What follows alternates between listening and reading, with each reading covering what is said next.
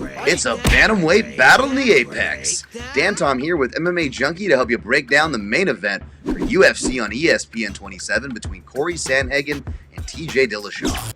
Sandhagen, who has won 7 out of 8 octagon appearances, will be looking to build on his current impressive knockout streak of 2 highlight reels when he meets former champion TJ Dillashaw, who, of course, was last seen in a failed bid for the flyweight title opposite Henry Cejudo.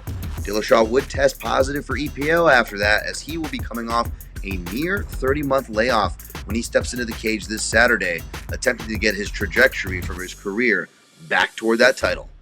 At the time of this video, the odds makers and public are currently favoring Sandhagen in the neighborhood of minus 200 to come back on your underdog Dillashaw in the neighborhood of plus 160. Now, I don't disagree with who is favored, nor am I surprised. However, there are a ton of questions coming into this. For one, the elephant in the room, which is EPO and the layoff. Now, I will suggest you look more toward the EPO than the layoff, because that affects cardio, and I believe Dillashaw will need cardio to win this fight, because I do believe he's going to need to go to his wrestling to win this fight, assuming he doesn't get sparked out early like Frankie Edgar did, right? The other one is the former training partner intangible, and that can be tricky.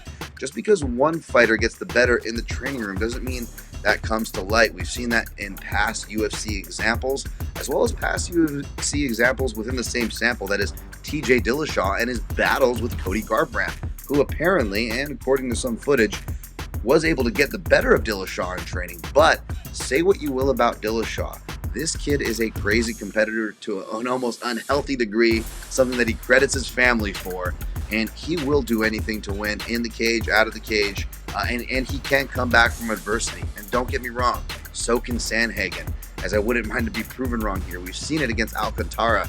Sandhagen is tough. I'm not saying that he's not, but what I am saying is that to Dillashaw's credit, whether it was that first Garbrandt fight that he had to come back through adversity, or even in the close split decisions that he lost to Dominic Cruz or to Rafael Assunção the first time, Dillashaw always came on strong and arguably won the later rounds of fights that he lost. So, case in point that it's not a popular pick, it's not a confident pick, and maybe the Sandhagen fan in me hopes I'm wrong, but I find myself leaning toward Dillashaw here, as I suspect the small cage will help those wrestling efforts. I tend to be careful to depend on older wrestlers. They tend to trend away from the wrestling, so we'll see.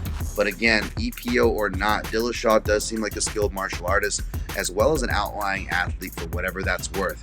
We'll find out this Saturday. To find pathways to victories to both, as well as gift and helpful stats, check out my MMAJunkie.com in-depth breakdowns as per usual, where you can also find the results this weekend.